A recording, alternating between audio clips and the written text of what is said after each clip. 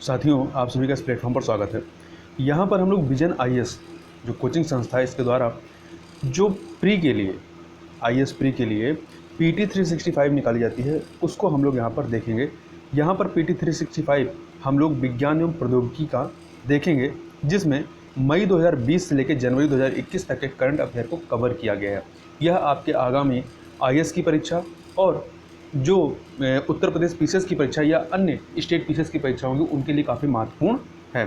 तो इसको चलिए प्रारंभ करते हैं। यहाँ पर हम लोग तो आज के वीडियो में हम लोग इसमें जो जैव प्रौद्योगिकी वाला पोर्शन है, बायोटेक्नोलॉजी वाला, इस पूरे पोर्शन को हम लोग इसमें चर्चा करेंगे। तो चलिए प्रारंभ करते हैं। यहाँ पर तो ये आपका आ जाता है यहाँ पर जैव प्रौद्योगिकी। तो इसमें जो महत्वपूर्ण टॉपिक है उनको देखते हैं। तो इसमें पहला है डीएनए प्रौद्योगिकी प्रयोग और लागू होना या अनुप्रयोग विनियमन विधेयक 2019, DNA technology use and application regulation bill 2019। तो यह चर्चा में क्यों था? चर्चा में इसलिए था कि विज्ञान और प्रौद्योगिकी पर संसदीय स्थायी समिति ने इस बिल जो डीएनए प्रौद्योगिकी प्रयोग और अनुप्रयोग विनियमन विधेयक 2019 है, इसके कुछ प्रावधानों पर चिंता व्यक्त की। उसी की वजह से यह चर्चा में रहा। तो सबसे पहले इसके जो प्रमुख प्रावधान हैं उनके बारे में बात कर लेते हैं, फिर हम लोग डीएनए और आरएनए के बारे में चर्चा करेंगे। तो इसके जो प्रमुख प्रावधान हैं यहाँ पर दिए गए हैं। इसमें है कि इसका जो पहला महत्वपूर्ण प्रावधान है वह है कि यह कतिपय व्यक्तियों की पहचान स्थापित करने के लिए डीएनए प्रौद्योगिकी के उपयोग के विनियमन हेतु प्रावधान करता है। दूसरा, डीएनए परीक्षण की अनुमति केवल विधेयक की अनुसूची में सूचीबद्ध मामलों के संबंध में, जो सूचीबद्ध किए गए हैं उन्हीं मामलों में इसकी अनुमति दी गई, जैसे कि भारतीय दंड संहिता 1860 के अंतर्गत जो अपराध दर्ज किए जाते हैं उन मामलों में, पैतृक संबंध विवाद, मातृत्व या पितृत्व जैसे दीवानी मामलों में, और व्यक्तिक इंडिविजुअल पहचान स्थापित करने के लिए। तो इस तरह के मामलों में डीएनए परीक्षण की अनुमति है। ठीक है। वहीं विधेयक के प्रावधानों के अनुसार डीएनए नमूने के संग्रहण के लिए सहमति आवश्यक है। यहाँ सहमति वाले के लिए दो कंडीशन है। पहली कंडीशन है कि गिरफ्तार व्यक्तियों के लिए, यदि किसी अपराध, जो व्यक्ति गिरफ्तार हुआ और जिस अपराध के लिए गिरफ्तार हुआ, यदि किसी अपराध के लिए 7 वर्ष से कम की सजा का प्रावधान है, तो अधिकारियों को गिरफ्तार व्यक्तियों से लिखित सहमति प्राप्त करना अनिवार्य है। परंतु दूसरी कंडीशन क्या है? यदि जो अपराध है उसके लिए 7 वर्ष से अधिक का कारावास या मृत्युदंड का प्रावधान है, तो जो गिरफ्तार व्यक्ति है उसकी सहमति की आवश्यकता नहीं होती है। इसके अलावा इसमें एक डीएनए, राष्ट्रीय डीएनए डेटा बैंक और कई सारे क्षेत्रीय डीएनए डेटा बैंकों की स्थापना का प्रावधान भी किया गया है। तो ये इसके कुछ महत्वपूर्ण प्रावधान है। अब हम लोग डीएनए और आरएनए की बात कर लेते हैं। तो डीऑक्सीराइबोन्यूक्लिक अम्ल और आरएनए क्या होता है? राइबोन्यूक्लिक अम्ल। तो देखिए, ये दोनों ही जो हैं, ये नाभिकीय अम्लों के दो प्रमुख प्रकार हैं जो संपूर्ण जीवन से संबंधित आनुवांशिक जानकारी के भंडारण तथा आकलन के लिए उत्तरदायी होते हैं। आरएनए की बात करें तो आरएनए 3 प्रकार के होते हैं। कौन कौन से? पहला होता है एमआरएनए, या जिसे हिंदी में कहें दूत आरएनए या इंग्लिश में मैसेंजर आरएनए, इसे स्मॉल एम आरएनए के आगे लगा करके रिप्रेजेंट किया जाता है। तो मुख्यतः आनुवांशिक कोड की प्रतिलिपि का निर्माण, प्रतिलिपि मतलब उसकी कॉपी बनाना, प्रतिलिपि का निर्माण करते हैं तथा इस प्रतिलिपि प्रक्रिया को ट्रांसक्रिप्शन कहा जाता है। ये जो कॉपी बनाने की जो प्रक्रिया होती है उसे क्या कहते हैं? ट्रांसक्रिप्शन कहते हैं, प्रतिलेखन कहा जाता है। यह दूत आरएनए अर्थात मैसेंजर आरएनए द्वारा इन प्रतियों को राइबोसोम में पहुंचाया जाता है, जो इस कोड की मदद से प्रोटीन के उत्पादन को सुनिश्चित करने वाले कोशिकीय कारखाना के रूप में कार्य करते हैं। अब अगला है अंतरण आरएनए या ट्रांसफर आरएनए या टीआरएनए। देखिए, एमआरएनए द्वारा प्रस्तुत कूटबद्ध निर्देशों की प्रतिक्रिया में इन प्रोटीन कारखानों में अमीनो अम्ल मौलिक प्रोटीन निर्माण खंड के सृजन में मदद करते हैं। इस प्रोटीन निर्माण की प्रक्रिया को स्थानांतरण कहा जाता है। तो यहाँ पे टीआरएनए हो जाता है। अगला है राइबोसोमल आरएनए, राइबोसोमल आरएनए या आरआरएनए। एमआरएनए हुआ, टीआरएनए हुआ, आरआरएनए। ये राइबोसोम कारखाने के घटक है जो प्रोटीन उत्पादन के लिए आवश्यक होता है। अब हम लोग थोड़ा सा आरएनए राइबोन्यूक्लिक अम्ल और डीएनए डीऑक्सीराइबोन्यूक्लिक अम्ल में भेद कर लेते हैं। तो देखिए, आरएनए जो है ये वस्तुतः डीएनए के भीतर निहित आनुवांशिक जानकारी को प्रोटीन उत्पादन के लिए उपयोग किए जाने वाले प्रारूप में परिवर्तित करता है तथा फिर इसे राइबोसोमल प्रोटीन कारखानों में पहुंचाता है। डीएनए क्या करता है? डीएनए जो है आनुवांशिक सूचना की प्रतिलिपि बनाता है तथा उन्हें संग्रहित करता है। यह प्रतिकृति जो होती है, यह प्रतिकृति किसी जीव के भीतर निहित सभी आनुवांशिक सूचनाओं का एक ब्लूप्रिंट होती है और यह मनुष्यों और लगभग सभी जीवों में एक आनुवांशिक तत्व होता है। आरएनए में केवल एक रज्जुक स्ट्रैंड होता है, लेकिन डीएनए की तरह यह न्यूक्लियोटाइड से बना होता है, जबकि डीएनए में दो रज्जुकों अर्थात दो स्ट्रैंड होता है, जो कि दो रज्जुकों से निर्मित एक द्विकुंडली वक्राकार संरचना होती है। डीएनए जो होती है, आरएनए में राइबोज शर्करा वाले अणु होते हैं जो हाइड्रोक्सिल परिवर्तनों से रहित होते हैं, जबकि डीएनए में क्या होता है? डीऑक्सीराइबोज के रूप में शर्करा उपस्थित होते हैं, जिसमें आरएनए के राइबोसोम की तुलना में एक कम हाइड्रोक्सिल समूह शामिल होता है। आरएनए में डीएनए के समान एडेनिन, ग्वानिन और साइटोसिन पाए जाते हैं, लेकिन जैसा कि डीएनए में थाइमिन होता है, यहाँ पर थाइमिन की जगह यूरेसिल होता है। वहीं डीएनए के क्षारीय आधार में एडेनिन, थाइमिन, गुआनिन और साइटोसिन ATGC पाए जाते हैं। ठीक है। न्यूक्लियस में आरएनए न्यूक्लियोलस में आरएनए निर्मित होते हैं तथा निर्मित आरएनए के प्रकार के आधार पर साइटोप्लाज्म के विशेष क्षेत्रों में इनका स्थानांतरण होता है। डीएनए न्यूक्लियस में पाया जाता है तथा साथ ही माइटोकॉन्ड्रिया में अल्प मात्रा में डीएनए मौजूद होते हैं। डीएनए जो है न्यूक्लियस में पाया जाता है, डीएनए न्यूक्लियस में पाया जाता है, साथ ही माइटोकॉन्ड्रिया में अल्प मात्रा में डीएनए मौजूद होते हैं। तो देखिए, डीएनए आपका न्यूक्लियस में भी होता है, माइटोकॉन्ड्रिया में भी होता है। डीएनए की तुलना में आरएनए जो होते हैं पराबैंगनी अर्थात अल्ट्रावायलेट प्रकाश से होने वाले क्षति के प्रति अधिक प्रतिरोधी होते हैं। मतलब अल्ट्रावायलेट रेस से आरएनए को अधिक क्षति नहीं होती है डीएनए के कंपेयर में, जबकि डीएनए पराबैंगनी प्रकाश से या अल्ट्रावायलेट रेस से होने वाले क्षति के प्रति सुभेद होते हैं, वल्नरेबल होते हैं। आगे चलते हैं। देखिए, ये जो डीएनए टेक्नोलॉजी है, इसके कुछ बेनिफिट्स भी हैं। ठीक है, क्या क्या? जैसे कि जस्टिस डिलीवरी में, हेल्थ में, एग्रीकल्चर में, इंडस्ट्री में, अदर्स अन्य क्षेत्रों में। जैसे जस्टिस डिलीवरी में क्या है कि ऐसे अपराधी जो बहुत क्या कहते हैं, बहुत बड़ा अपराध करते हो, जिसे हीनियस क्राइम कहते हैं, जैसे कि रेप हो गया, मर्डर हो गया, उसमें पकड़ने के लिए आपका ये डीएनए फिंगरप्रिंटिंग, ये आपकी फिंगरप्रिंटिंग इस्तेमाल करते हैं, डीएनए प्रौद्योगिकी का, टेक्नोलॉजी का इस्तेमाल करते हैं। इसके अलावा जस्टिस को मतलब ऐसा ना हो कि कोई गलत तरीके से फंसा दिया गया हो, तो गलत सही को जांचने के लिए भी ये टेक्नोलॉजी इस्तेमाल होती है।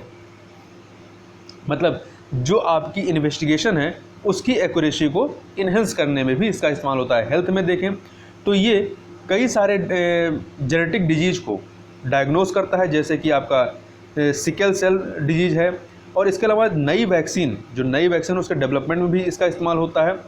इसके अलावा पैथोजेंस, बायोलॉजिकल रिमेन्स को आइडेंटिफाई करने में, मतलब आर्कोलॉजिकल डिस्क में जहाँ पे आर्कोलॉजिकल साइट होते हैं वहाँ पे आपके बायोलॉजिकल रिमेन्स को आइडेंटिफाई करने के लिए इसका इस्तेमाल किया जा सकता है। इसके अलावा ऐसे डिजीज़ के ट्रेसेस को जो आउटब्रेक कर सकते हैं, मतलब बहुत तेज़ी के साथ प्रसारित हो सकते हैं, उनको आइडेंटिफाई करने में भी इस्तेमाल हो सकता है, ट्रेस करने में। एग्रीकल्चर में देखें तो to develop genetically transformed plant which can provide resistance to disease, बीमारियों से, कीड़ों से और कीड़े मकोड़ों से, और जो झाल झंखाड़ होते हैं पेड़ों के साथ में लगे होते हैं फसलों में, उनसे। इसके अलावा सूखे के प्रति उसे जो है प्रतिरोधी बनाया जा सकता है। इस प्रकार से जेनेटिकली मॉडिफाइड किया जा सकता है कृषि को भी, मतलब जो खाद्यान्न होते हैं। इसी प्रकार इंडस्ट्री में देखें तो इंडस्ट्री में कई सारे केमिकल कंपाउंड्स के मतलब कॉमर्शियल रूप से जो वाणिज्यिक रूप से महत्वपूर्ण है, ऐसे कई सारे केमिकल कंपाउंड्स के प्रोडक्शन में भी इसका इस्तेमाल हो सकता है। ठीक है। और वेस्ट से प्रोटीन बनाने में भी इसका इस्तेमाल हो सकता है। अदर फील्ड में देखें तो identifying missing persons, unidentified disease persons, मतलब जो व्यक्ति मर गया हो उसकी आइडेंटिफाई करने के लिए, या कोई मिसिंग पर्सन हो उसकी आइडेंटिफाई के लिए या जो माइग्रेशन पैटर्न्स है उसको आइडेंटिफाई करने के लिए भी आपका डीएनए टेक्नोलॉजी इस्तेमाल होती है।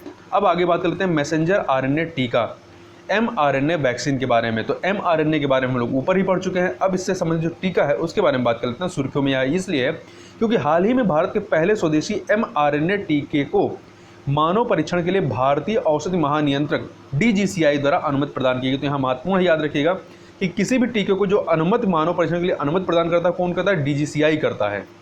एमआरएनए टीके के बारे में बात करें तो ये एक सामान्य टीके के विपरीत आरएनए टीके सामान्यतः एमआरएनए अनुक्रम या जो सीक्वेंसिंग होती है उसके द्वारा संचालित होते हैं। मतलब अनुक्रम का मतलब क्या है? अणु जो कोशिकाओं का निर्माण करने के लिए निर्देशित करता है।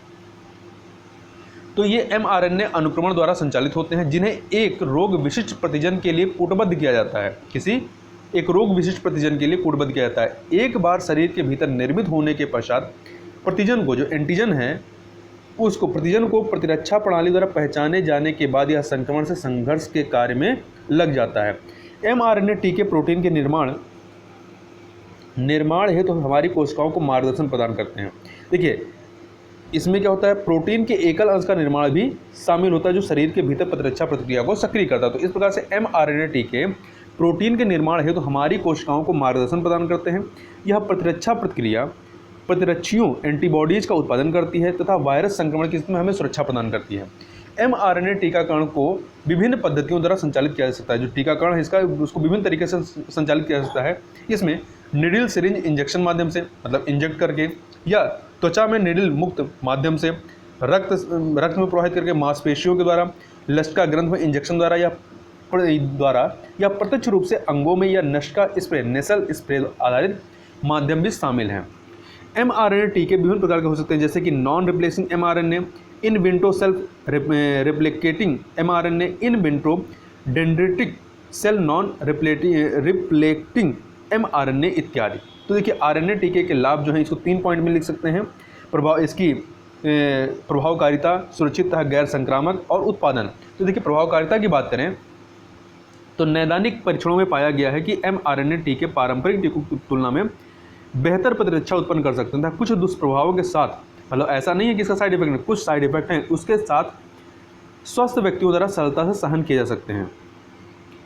अब दूसरा पॉइंट है सुरक्षित तथा गैर संक्रामक होते हैं। ये आरएनए टीके के निर्माण में रोगजनक कणों या निष्क्रिय रोगजनकों को शामिल नहीं किया जाता है, इसलिए गैर संक्रामक होते हैं। आरएनए स्वयं को मेजबान जीनोम के साथ एकीकृत नहीं करते हैं तथा डीएनए अंतःक्रिया से रहित होते हैं। डीएनए जो है वो अंतःक्रिया से रहित होते हैं। प्रोटीन बनने के बाद टीके में विद्यमान आरएनए की श्रृंखला को निम्नीकृत किया जा सकता है। तीसरा पॉइंट है उत्पादन की। तो प्रयोगशाला में मानकीकृत की जा सकने वाली प्रक्रिया में टीकों का अधिक तेजी से उत्पादन किया जा सकता है जिससे उभरते हुए प्रकोपों के प्रति अनुक्रियता में सुधार हो सकता है।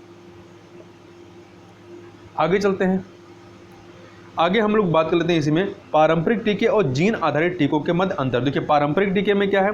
पारंपरिक टीकों में लाइव एटेन्यूएटेड टीके, पारंपरिक टीकों में लाइव एटेन्यूएटेड टीके निष्क्रिय रोगजनक जिन्हें मृत या निष्क्रिय टीकों के रूप में जाना जाता है, वायरल वेक्टर टीके तथा अन्य प्रकारों में टॉक्साइड व कॉन्जुगेट टीके जिन्हें सब यूनिट के रूप में भी जाना जाता है, ये सब सम्मिलित हैं पारंपरिक टीकों में। जबकि इसी प्रकार जो पारंपरिक टीके हैं इसमें प्रायः कमजोर या निष्क्रिय रोगाणुओं का उपयोग करके विषाणु या जीवाणु द्वारा निर्मित प्रोटीन को शरीर में प्रविष्ट कराया जाता है तथा पारंपरिक टीकों को प्रशीतन की आवश्यकता होती है, मतलब ठंडे जगह में ही रखना इसको आवश्यक है। वहीं जीन आधारित टीके की बात करें यदि, तो जीन आधारित टीके जो हैं ये इनमें दो प्रकार के टीके शामिल हैं, डीएनए तथा आरएनए टीके। शरीर में कमजोर या निष्क्रिय रोगाणु आधारित टीकों को प्रविष्ट करने की जगह डीएनए तथा आरएनए टीकों में प्रतिरक्षा प्रतिक्रिया को प्रोत्साहित करने के लिए वायरस के जीन के हिस्से का उपयोग किया जाता है। दूसरे शब्दों में इन टीकों में प्रतिजन अर्थात एंटीजन निर्माण हेतु मेजबान की कोशिकाओं के लिए आनुवांशिक निर्देश मौजूद होते हैं। डीएनए तथा आरएनए दोनों टीके वांछित प्रोटीन निर्माण के लिए कोशिका को संदेश देते हैं ताकि प्रतिरक्षा प्रणाली इस प्रोटीन के विरुद्ध प्रतिक्रिया उत्पन्न कर सके। इसी प्रकार से इन्हें अपनी गतिविधि को खोए बिना कच्छ तापमान पर संग्रहित किया जा सकता है। इन्हें अपनी गतिविधि को खोए बिना कच्छ तापमान पर संग्रहित किया जा सकता है जबकि पारंपरिक टीके में क्या था, प्रशीतन की आवश्यकता है, कूलिंग की आवश्यकता होती है। और यहीं पर जीन आधारित टीके में क्या है, यदि इन्हें pH 8 पर रोगाणु रहित या आर्द्रता रहित स्थानों पर रखा जाता है तो ये उष्ण जलवायु में पारंपरिक टीकों की तुलना में अधिक समय तक संग्रहित किए जा सकते हैं। आगे बात करते हैं आनुवांशिक रूप से संशोधित फसलों के बारे में। जीएम फसल जेनेटिकली मॉडिफाइड आपके क्रॉप्स हैं। तो सुर्खियों में क्योंकि हाल ही में पुणे स्थित अघारकर अनुसंधान संस्थान, जो कि विज्ञान एवं प्रौद्योगिकी विभाग के अधीन एक स्वायत्त संस्थान है, ने गेहूं में 2 जीनों RST14 और RST18 का, RST14 और RST18 का मानचित्रण किया है। RST14 और RST18 के बारे में बात करें तो ये गेहूं के दाने के आकार को बौना करते हुए उत्तरदायी गेहूं में 2 वैकल्पिक जीन होते हैं। मतलब ये गेहूं का जो दाना होता है उसको भी छोटा कर देते हैं, पेड़ होता है उसको भी छोटा कर देते हैं। ये जीन बेहतर नवांकुर सामर्थ्य और लंबे कोलियोप्टाइल क्या होता है, युवा परोह शीर्ष की रक्षा करने वाला जो खोल होता है उसे ही कोलियोप्टाइल कहते हैं। तो देखिए ये जीन बेहतर नवांकुर सामर्थ्य और कोलियोप्टाइल के साथ जुड़े होते हैं। इन विकल्पी बौना करने वाले जीनों से युक्त गेहूं की किस्में जो वेराइटीज होती हैं वो फसल अवशेष दहन में कमी के अतिरिक्त शुष्क वातावरण में मृदा में अवशेष आर्द्रता का लाभ उठाने के लिए गेहूं के बीजों की गहन बुआई में भी सहायक हो सकती है। मतलब इससे क्या है कि पेड़ छोटे होंगे तो वो आपका जो फसल अवशेष को जलाया जाता है उससे थोड़ी राहत मिलेगी। इसके अलावा ये आर्द्रता, जहाँ पे अवशेष आर्द्रता मतलब उष्ण वाली ज़मीन है वहाँ के लिए भी ये क्या होते हैं, अच्छे माने जाते हैं। जीएम फसलों के बारे में बात करें उससे पहले, जीएम फसलों से पहले जीएम फसल भी बात कर लेते हैं, तब बात करते हैं वहाँ पे। जीएम फसलों से आशय उन फसलों से है जिनमें कीट प्रतिरोध, शाकनाशी सहनशीलता, सूखा प्रतिरोध आदि जैसे कुछ वांछनीय गुणों के अंतर्देशन हेतु अन्य प्रजातियों के जीन को कृत्रिम रूप से प्रविष्ट कराया जाता है। वर्तमान में भारत में कृषि के लिए एकमात्र जीन फसल अर्थात बीटी कॉटन की अनुमति प्रदान की गई है, लेकिन अवैध रूप से जीएम फसलों में बैगन, सोयाबीन, ये जो जेनेटिकली मॉडिफाइड बैगन है, जेनेटिकली मॉडिफाइड सोयाबीन इत्यादि की कृषि कई राज्यों में देखी गई है। पर्यावरण संरक्षण अधिनियम 1986 के अंतर्गत परिसंकट में सूक्ष्म जीव, आनुवांशिक रूप से अभियांत्रित जीवों या कोशिकाओं के विनिर्माण, उपयोग, आयात निर्यात और भंडारण नियमावली 1989 rules for the manufacture, use, import, export and storage of hazardous micro organism, genetically engineered organism or cells 1989 के तहत जीएम फसलों के अनुमोदन के लिए सक्षम विनियामक ढांचा स्थापित है। मानव स्वास्थ्य में जैसे कि एलर्जी संबंधी प्रतिक्रिया है, जीन अंतरण इत्यादि।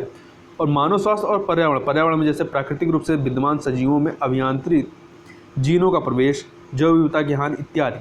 तो इन मानव स्वास्थ्य और पर्यावरण हेतु जीएम फसल, जेनेटिकली मॉडिफाइड फसलों से संबंधित कुछ चिंताएं अभी भी बनी हुई हैं।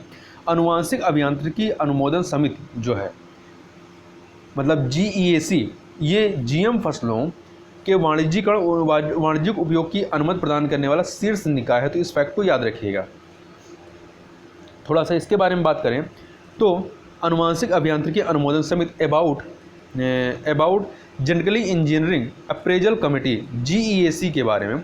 तो देखिए GEAC वस्तुतः पर्यावरण, वन और जलवायु परिवर्तन मंत्रालय के अधीन स्थापित एक निकाय है। GEAC जो है वस्तुतः पर्यावरण, वन और जलवायु परिवर्तन मंत्रालय के अधीन स्थापित एक निकाय है। यह अनुसंधान एवं उत्पादन में हानिकारक सूक्ष्मजीवों तथा पुनर्योगजों रिकॉम्बिनेंट्स के व्यापक पैमाने पर उपयोग संबंधी गतिविधियों को अनुमोदन अर्थात पर्यावरणीय दृष्टि से अनुमोदन प्रदान करने वाला एक शीर्ष निकाय है। तो याद रखिएगा, आनुवांशिक अभियांत्रिकी अनुमोदन समिति किसके तहत आती है? तो यह पर्यावरण, वन और जलवायु परिवर्तन मंत्रालय के अधीन आती है। ठीक है। और यह अनुसंधान एवं उत्पादन में हानिकारक सूक्ष्मजीवों तथा पुनर्योगजों के व्यापक पैमाने पर उपयोग संबंधी गतिविधियों को पर्यावरण दृष्टि से अनुमोदन प्रदान करने वाला शीर्ष निकाय है। GEAC प्रायोगिक क्षेत्र परीक्षणों सहित पर्यावरण में आनुवांशिक रूप से अभियांत्रित जीवों और उत्पादों के निर्गमन से संबंधित प्रस्तावों के अनुमोदन हेतु भी उत्तरदायी है। आगे बात कर लेते हैं इसमें यहाँ पर जीएम फसलों से संबंधित कुछ फैक्ट के बारे में। तो देखिए, आयातित खाद्य फसलों, जो खाद्य फसल हम लोग आयात करते हैं, बाहर से मंगाते हैं, तो आयातित खाद्य फसलों के लिए अनुवांशिक रूप से संशोधित नहीं अर्थात नॉट जेनेटिकली मॉडिफाइड प्रमाण पत्र अनिवार्य है। भारतीय खाद्य संरक्षा और मानक प्राधिकरण FSSAI के एक आदेश में यह निर्देश दिया गया है कि 1 जनवरी 2021, तो ये डेट याद रखिएगा, 1 जनवरी 2021 से 24 प्रमुख खाद्य फसलों के आयातकों को अनिवार्य रूप से यह घोषणा करनी होगी कि उत्पाद अनुवांशिक रूप से संशोधित नहीं है, जेनेटिकली मॉडिफाइड नहीं है और उनका उद्गम स्रोत गैर जीएम अर्थात गैर जेनेटिकली मॉडिफाइड ओरिजिन है। इनमें सेब, बैगन, मक्का, गेहूं, तरबूज, अनानास, पपीता, आलू बुखारे को प्लम कहते हैं, आलू, चावल, सोयाबीन, चुकंदर, गन्ना, टमाटर, मीठी काली मिर्च, स्क्रॉस, अलसी के बीज, बीन, प्लम्स और कासनी जैसे 24 खाद्य फसलें जो हैं वो शामिल हैं। जेनेटिकली मॉडिफाइड खाद्य आयातों के 2 कानूनों के तहत, जो जेनेटिकली मॉडिफाइड खाद्य होते हैं, इनके आयातों को 2 कानूनों के तहत अनुमोदन की आवश्यकता होती है। आयात मतलब खरीदने की। पहला, पर्यावरण संरक्षण अधिनियम 1986 या पर्यावरणीय प्रभावों को शामिल करता है, जबकि दूसरा है खाद्य सुरक्षा और मानक अधिनियम 2006, यह मानव स्वास्थ्य पर प्रभाव का आकलन करता है। तो जो GEAC है अर्थात अनुवांशिक अभियांत्रिकी अनुमोदन समिति जो है, इसकी स्वीकृति के पश्चात ही FSSAI उपभोग के लिए इन्हें अनुमोदन करने से पूर्व इनका जोखिम मूल्यांकन रिस्क असेसमेंट करता है। हाल ही में GEAC अर्थात अनुवांशिक अभियांत्रिकी अनुमोदन समिति जो है, इसने बीटी बैगन की एक नई किस्म इवेंट 142 के जैव सुरक्षा अनुसंधान स्तर 2 हेतु क्षेत्र परीक्षण के लिए अनुमति प्रदान की है। आगे चलते हैं। आगे हम लोग बात करते हैं जीनोम अनुक्रमण की, जीनोम सीक्वेंसिंग की। ये क्या होता है? तो चर्चा में क्यों है? चर्चा में देखिए यह इसलिए है कि वैज्ञानिक एवं औद्योगिक अनुसंधान परिषद council of scientific and industrial research CSIR ने 6 माह के भीतर इंडिजन कार्यक्रम को पूर्ण कर लिया है तथा इसने CSIR इससे संबंधित निष्कर्ष को भी प्रकाशित कर दिया है। इंडिजन कार्यक्रम के बारे में पहले बात कर लेते हैं। तो इंडिजन कार्यक्रम का लक्ष्य भारत के विभिन्न निर्जातीय समूहों का प्रतिनिधित्व करने वाले 1000 भारतीय व्यक्तियों के संपूर्ण जीनोम का अनुक्रमण करना, सीक्वेंसिंग करना है। इसका वित्त पोषण, ये जो कार्य है कार्यक्रम, इसका वित्त पोषण CSIR इंडिया, CSIR क्या है? एक स्वायत्त संस्था है, इसके द्वारा किया जा रहा है। CSIR जो है यह विज्ञान एवं प्रौद्योगिकी मंत्रालय के अधीन कार्यरत भारत का सबसे बड़ा अनुसंधान एवं विकास संगठन। इसके अध्यक्ष कौन होते हैं? प्रधानमंत्री होते हैं। इसका उद्देश्य रोगवाहक कारकों के अध्ययन हेतु आनुवंशिक डेटाबेस का एकत्रीकरण करना है। ये जो आपका जीनोम अनुक्रमण है इसका वित्त पोषण CSIR इंडिया के द्वारा किया जा रहा है। CSIR विज्ञान एवं प्रौद्योगिकी मंत्रालय के अधीन कार्यरत भारत का सबसे बड़ा अनुसंधान एवं विकास संगठन है। इसका उद्देश्य रोगवाहक कारकों के अध्ययन हेतु आनुवंशिक डेटा सेट का एकत्रीकरण करना है।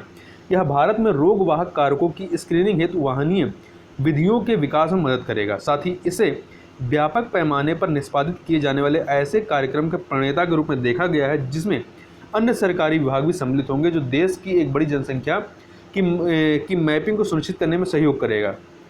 अब जो है CSIR द्वारा भारतीय जनसंख्या के विभिन्न निर्जातीय समूहों का प्रतिनिधित्व करने वाले 1008 भारतीयों के संपूर्ण जीनोम अनुक्रमण के निष्कर्षों को प्रकाशित कर दिया गया है। इस अध्ययन में पाया गया है कि भारतीय जीनोम अनुक्रमण या भारतीय जीनोम सीक्वेंसिंग में वैश्विक जीनोम की तुलना में 32% अनुवांशिक वेरिएंट, मतलब 32% अनुवांशिक रूपांतरण अत्यंत विशिष्ट हैं। संगणकीय कंप्यूटेशनल विश्लेषण की सहायता से प्राप्त किए गए भारतीय जीनोम डेटा सेट में लगभग 5,58,98,122 एकल न्यूक्लियोटाइड वेरिएंट की पहचान की गई है। अब हम लोग थोड़ा सा इंडिजन परियोजना के बारे में के महत्व को देख लें तो भारतीय जीनोम विविधता, मतलब जीनोम वेरिएशन की समझ के लिए यह महत्वपूर्ण है।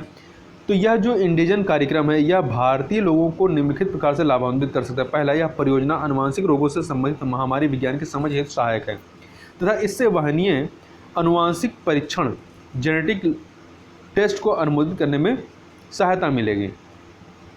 साथ ही रोगवाहक कारकों का अनुवीक्षण, कैरियर स्क्रीनिंग, बच्चे में अनुवांशिक विकारों की संभावना के निर्धारण इसका प्रयोग प्रत्याशित जो भी दंपति माता पिता बनने वाले हैं उनके लिए किया जा सकता है। प्रतिकूल औषधि प्रतिक्रिया, एडवर्स ड्रग रिएक्शन की रोकथाम के लिए फार्माकोजेनेटिक मतलब क्या होता है, औषधियों के प्रति किसी व्यक्ति की प्रतिक्रिया को जीन कैसे प्रभावित करता है, इसका जो अध्ययन होता है वो फार्माकोजेनेटिक कहलाता है। तो रोकथाम के लिए फार्माकोजेनेटिक टेस्ट। इसके अलावा यह परियोजना जनसंख्या के संबंध में अनुवांशिक विविधता को समझने हेतु सहायक है। इससे अनुवांशिक विविधता तथा आवृत्ति को नैदानिक अनुप्रयोगों के लिए उपलब्ध कराने में सहायता मिलेगी। जीनोम की समझ हेतु भी यह आवश्यक है। संपूर्ण जीनोम अनुक्रमण के अध्ययन से वैज्ञानिकों को यह समझने में सहायता मिलेगी कि समग्र रूप से जीनोम कैसे कार्य करता है। तो देखिए थोड़ा सा, भारत में जो जीनोम परियोजना है भारत में नहीं, मानव जीनोम परियोजना, ह्यूमन जीनोम प्रोजेक्ट HGP, तो यह संपूर्ण मानव जीनोम के DNA अनुक्रमण के निर्धारण की दिशा में संचालित एक अंतर्राष्ट्रीय अनुसंधान कार्यक्रम था। इसे वर्ष 1990 में प्रारंभ किया गया था। वर्ष 2003 में इस कार्यक्रम को पूर्ण कर लिया गया था। यह पहला अवसर था जब ह्यूमन जीनोम प्रोजेक्ट की सहायता से मानव जाति के कल्याण की दिशा में पूर्ण आनुवंशिक ब्लूप्रिंट को निर्धारित किया जा सका। इस कार्यक्रम को संयुक्त राज्य अमेरिका के नेशनल इंस्टीट्यूट ऑफ हेल्थ और डिपार्टमेंट ऑफ एनर्जी द्वारा समर्थन प्रदान किया गया था। इसके अलावा जीनोम इंडिया परियोजना की बात करें तो यह भारत की महत्वाकांक्षी जीन मैपिंग परियोजना है। इसे भारत की व्यापक आनुवंशिक विविधता के लिए या आनुवंशिक विविधता के वैज्ञानिक विश्लेषण की सहायता में या विश्लेषण की दिशा में पहले प्रयास के रूप में संदर्भित किया गया है। जीनोम अनुक्रम की बात करें तो जीनोम अनुक्रम से या जीनोम सीक्वेंसिंग से DNA के प्रत्येक आधार या न्यूक्लियोटाइड के क्रम का पता लगाया जा सकता है, जबकि जीनोम मैपिंग की सहायता से DNA में उपस्थित विशिष्ट पदार्थों की पहचान की जा सकती है। तो मतलब जीनोम सीक्वेंसिंग और जीनोम मैपिंग दोनों में फ़र्क है। इसके पहले चरण में संपूर्ण भारत से भारतीय जीनोम का प्रतिनिधित्व करने वाले 10,000 नमूने एकत्रित किए जाएंगे। तत्पश्चात एक ग्रिड निर्मित किया जाएगा। इसे जनवरी 2020 में विज्ञान एवं प्रौद्योगिकी मंत्रालय के जैव प्रौद्योगिकी विभाग द्वारा स्वीकृति प्रदान की गई थी। इस परियोजना के संचालन भारतीय विज्ञान संस्थान बेंगलुरु और कुछ भारतीय प्रौद्योगिकी संस्थानों समेत 20 अग्रणी संस्थानों को सम्मिलित किया गया है। अब जीनोम सीक्वेंसिंग के बारे में बात करने से पहले थोड़ा सा यहाँ ऊपर देख लेते हैं आपका कुछ ये जो जीनोम सीक्वेंसिंग से संबंधित कुछ तथ्यों के बारे में कि SARS-CoV-2 अर्थात जो आपका SARS-CoV-2 कोविड-19 के संदर्भ में SARS-CoV-2 के अखिल भारतीय 1000 जीनोम अनुक्रमण का कार्य सफलतापूर्वक संपन्न हुआ है। इस परियोजना को मई 2000 में जैव प्रौद्योगिकी विभाग द्वारा आरंभ किया गया था। इसे 2020 जहाँ तक होना चाहिए ये देख के करेक्शन करना पड़ेगा।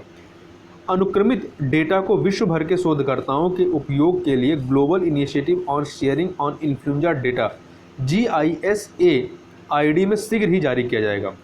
इससे वायरस के प्रसार के संबंध में हमारी समझ बेहतर होगी, जिससे अंतोगत्वा प्रसार की श्रृंखला को रोकने में सहायता मिलेगी। संक्रमण के नए मामलों को रोका जा सकेगा और हस्तक्षेप उपायों पर शोध को प्रोत्साहन प्राप्त होगा। आगे चलते हैं।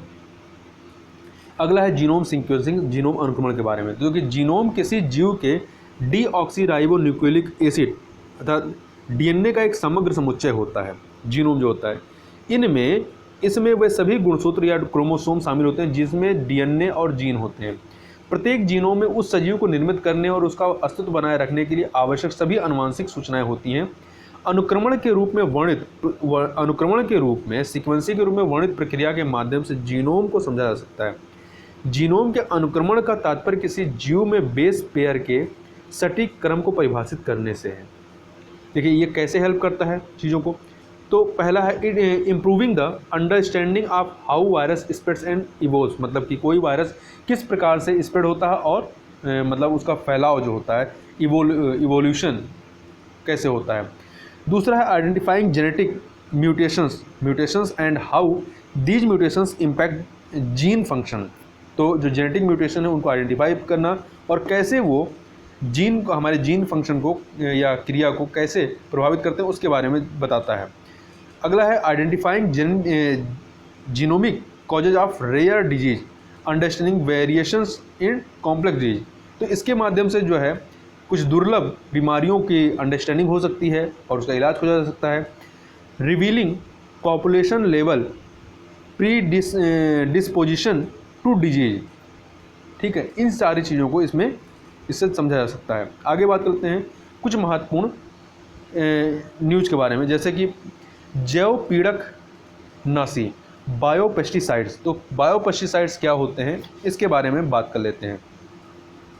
तो हाल ही में रसायन एवं उर्वरक मंत्रालय के तहत कीटनाशक सूत्रीकरण प्रौद्योगिकी संस्थान अर्थात institute of pesticides formulation technology IPFT ने बीज मसाला फसलों में कीट नियंत्रण के लिए जैव पीड़कनाशी सूत्रीकरण बायो पेस्टिसाइड्स फॉर्मुलेशन विकसित किया है।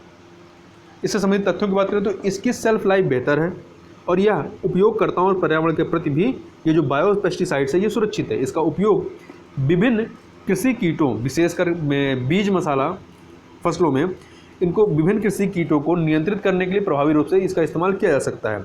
विभिन्न कीटों के कारण बीज मसालों की फसलों को बहुत नुकसान पहुंचता है। कीटों को नियंत्रित करने के लिए इन फसलों में बड़ी मात्रा में कृत्रिम रासायनिक कीटनाशकों का उपयोग किया जाता है, जिसके परिणामस्वरूप बीज मसालों में कीटनाशक अवशिष्ट का स्तर जो होता है वो उच्च हो जाता है, जो मानव स्वास्थ्य और पर्यावरण के लिए जोखिम उत्पन्न करता है। इसके अलावा यह एंटोमोपैथोजेनिक कवकीय वर्टिसिलियस लिकेनी पर आधारित है। जैव पीड़कनाशी के बारे में बात करें, जैव पीड़कनाशी के बारे में यदि हम लोग बात करें तो जैव पीड़कनाशी सूक्ष्म जीवों जैसे कि जीवाणु, विषाणु, कवक, सूत्रकृमि या प्राकृतिक रूप से पाए जाने वाले पदार्थों पर आधारित सूत्रबद्ध सक्रिय तत्व का रूप है जैव पीड़कनाशी, जिसमें पौधे के अर्क और अर्ध रासायनिक जैसे कि कीट फेरोमोन द्वारा रासायनिक द्रव्य जो है वो शामिल हैं। जैव पीड़कनाशी के उपयोग के लाभ की बात करें तो ये पारंपरिक कीटनाशकों की तुलना में कम विषाक्त होते हैं। इसके अलावा ये केवल लक्षित कीटों और निकटवर्तीय सजीवों को प्रभावित करते हैं, जो टारगेट कीड़ा होगा उसको ही प्रभावित करते हैं और ये संपूर्ण पारिस्थितिकी तंत्र को प्रभावित नहीं करते हैं। साथ ही ये अल्प मात्रा में भी प्रभावी होते हैं और शीघ्रता से विघटित हो जाते हैं। तो देखिए टाइप्स ऑफ बायोपेस्टिसाइड देखें तो इसमें माइक्रोब्स हैं, substance found in nature, plant incorporated protectants हैं, ये सब इसके टाइप्स हैं। जैसे माइक्रोब्स की बात करें तो organism like bacteria and fungi, for example bacillus thuringiensis अर्थात BT। इसके अलावा more targeted in their activity than conventional chemicals. तो ये सब माइक्रोब्स के रूप में होते हैं जो बायोपेस्टिसाइड का काम करते हैं। इसके अलावा जो सब्सटेंस फाउंड इन नेचर है इसमें आपका इंक्लूड क्या है बायोपेस्टिसाइड के रूप में, plant material like corn gluten, garlic oil and black पीपर, ये सब जो है बायोपेस्टिसाइड का काम करते हैं। Insect hormones that regulates mating, molting and food finding behaviour को, tend to control pests without killing them. तो यहाँ पर जो कीड़े मकोड़े उनको बिना मारे ही उनको कंट्रोल किया जा सकता है। प्लांट इनकॉर्पोरेटेड प्रोटेक्टेंट्स, तो genes and proteins which are introduced into plant by genetic engineering. तो जेनेटिक इंजीनियरिंग के माध्यम से भी इससे संबंधित जो समस्याएं होती हैं उसको दूर किया जा सकता है।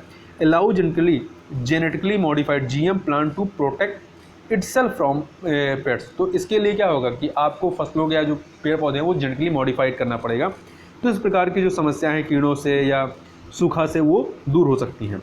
आगे बात करते हैं राष्ट्रीय बायोमेडिकल संसाधन स्वदेशीकरण कंसोर्टियम, नेशनल बायोमेडिकल रिसोर्सेस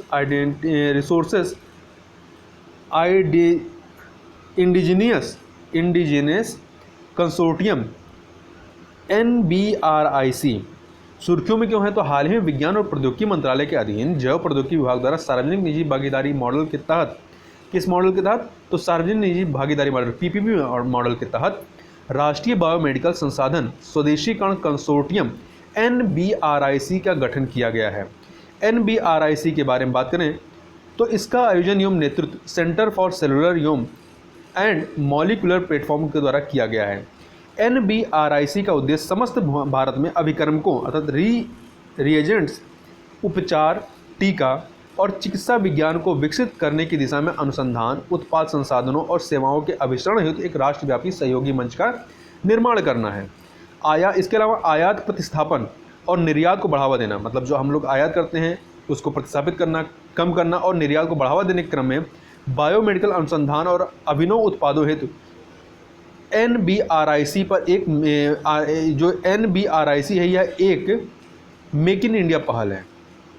तो देखिए यहाँ 3 पॉइंट के अंतर्गत NBRIC के उद्देश्यों को देखें तो पहला है जैव प्रौद्योगिकी विभाग, जैव प्रौद्योगिकी उद्योग अनुसंधान सहायता परिषद, biotechnological industry research assistance council अर्थात BIRAC तथा विज्ञान और प्रौद्योगिकी विभाग से विकास या स्केलिंग के लिए वित्तीय सहयोग हेतु समर्थन प्राप्त करना। इसके अलावा दूसरा उद्देश्य क्या है, एक सक्षमकारी परिवेश के सृजन तथा सार्वजनिक एवं निजी क्षेत्रों से नीति निर्माताओं और अन्य हितधारकों को उपलब्ध कराकर ऐसे उद्यमों का समर्थन करना।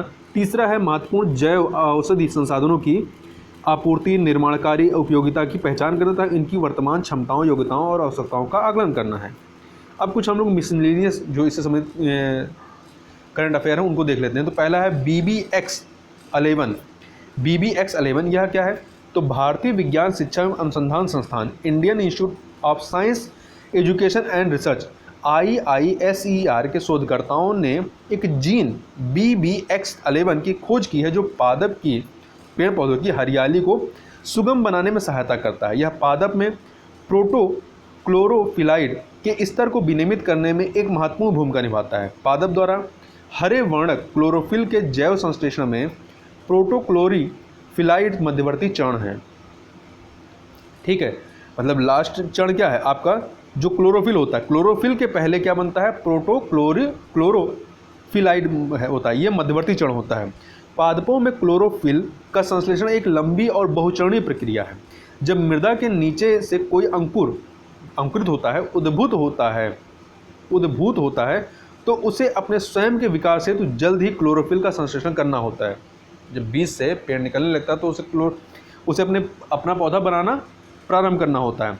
क्लोरोफिल के त्वरित संश्लेषण को सुगम बनाने के लिए पादप जो है अंधेरे में क्लोरोफिल के पूर्ववर्ती पदार्थ का निर्माण कर लेते हैं। ठीक है, प्रकाश के पहले ही वो अपनी तैयारी कर लेते हैं।